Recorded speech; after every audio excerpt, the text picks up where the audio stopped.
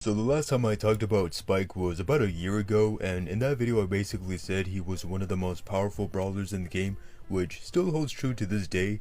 However, with the introduction of buffies, it's become more difficult to be competitive, as some buffies are just insanely broken to a point that there is really no point in buying the others. And for Spike, that's no exception, because while I only have his gadget buffy, it is really strong, and in this video I'll be going over the capabilities as well as some modes to consider using him on. So I think it's safe to say that Spike has always been a popular brawler, but nowadays it seems like more players are using him because they realize how effective he can be against many brawlers. And mind you, this is only his regular form without any of his buffies. With that said, the reason why I chose to only get his gadget buffy is because it's the most useful. Starting off with his popping pincushion gadget, his buffy makes it so that when two needles hit a brawler, it stops them from moving for 1 second. Note that I said it stops them from moving and not freezes them entirely, because although they can't move, they can still attack and possibly even defeat you. In my experience, if you're going to use this gadget against a tanky brawler, it's best to pair it up with your super, not just for the extra damage but also the slowdown effect. In some ways you could see this almost parallel to Crow's slowing toxin buffy, although the area is much wider and easier to aim with. Now as for his other gadget, Life Plant, I honestly haven't used this all that much, mainly because I prefer the benefit of slowing or stopping a brawler altogether. Of course the healing aspect is great and all, but